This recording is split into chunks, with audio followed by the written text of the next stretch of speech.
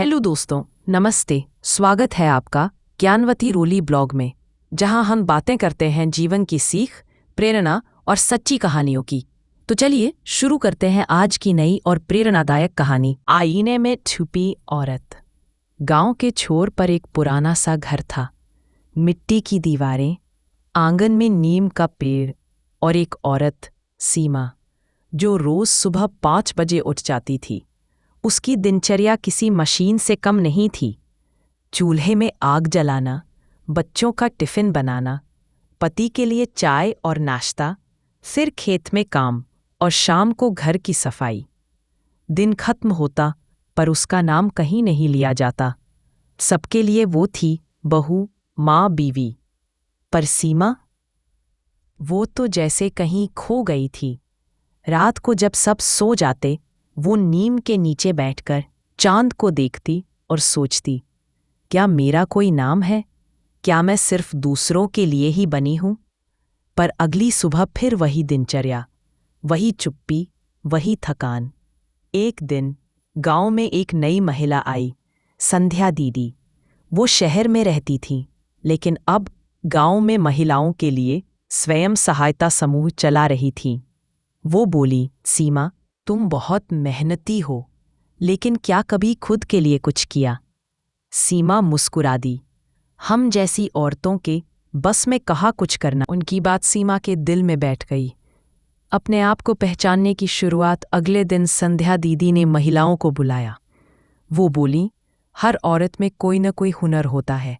कोई खाना अच्छा बनाती है, कोई सिलाई, कोई बच्चों को सिखा सकती है, कोई खेती संभाल सकती है। सब हंसने लगी। किसी ने कहा, हम तो बस घर चलाते हैं दीदी, हुनर कहाँ?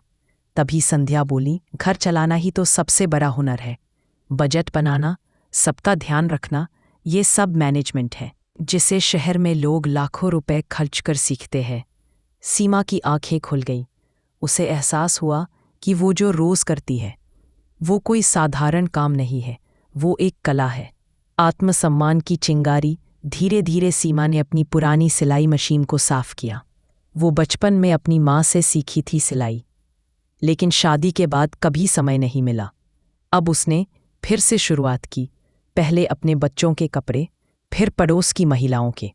लोगों ने तारीफ की, सीमा, तेरे हाथ में तो जादू है। वो मुस्कुराई, लेकिन मन में बोली, जादू तो हमेशा था, बस मैंने खुद पर भरोसा करना भूल गई थी। कई सालों बाद उसने खुद को आईने में देखा। उसने सिर्फ चेहरा नहीं देखा, बल्कि एक पहचान देखी।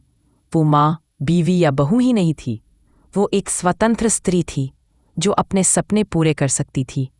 वो बोली, अब मैं दूसरों की नज़र से नहीं, अपनी नज़र से खुद को देखूंगी। परिवर्तन की लहर। सीमा की मेहनत रंग लाई। उसकी छोटी सी सिलाई का काम अब पूरे गांव में मशहूर होने लगा। लड़कियां उसके पास सीखने आने लगी। उसने एक छोटा महिला केंद्र खोला, जहां वो उन्हें सिखाती थी, अपने आप पर भरोसा रखो, अपने हुनर को पहचानो। गांव के लोग अब उसे सिर्फ बहू नहीं, सीमा दीदी कहने लगे। उसकी सास, जो पहले कहती थी घर की औरतें बाहर नहीं जाती, अब खुद बोलती थी, मेरी बहू तो सबको काम सिखाती है। सीमा का संदेश। एक दिन पंचायत भवन में महिलाओं की सभा हुई। सीमा वहां बोली, हम औरतें खुद को दूसरों की नज़रों से मापती हैं। पति क्या सोचेंगे, ससुराल क्या कहेगी, लोग क्या कहेंगे। पर हम ये भूल जाते हैं कि हमारी वैल्यू किसी की जुबान से नहीं, हमारे कर्मों से तय होती है। वो आगे बोली, हम सब में कोई ना कोई रोशनी है, बस उसे। तो दोस्तों, अगर आपको नीरा की उड़ान की ये कहानी पसंद आई हो, तो प्लीज़ वीडियो को लाइक, शेयर और कमेंट ज़रूर करें। और हाँ, चैनल को सब्सक्राइब करना बिल्कुल मत भूलिएगा, क्योंकि ऐसे ही प्रेरणादायक वीडियो हम आपके लिए रोज़ लाते हैं। मिलते हैं अगले वीडियो में एक नई कहानी और नई प्रेरणा के साथ। तब तक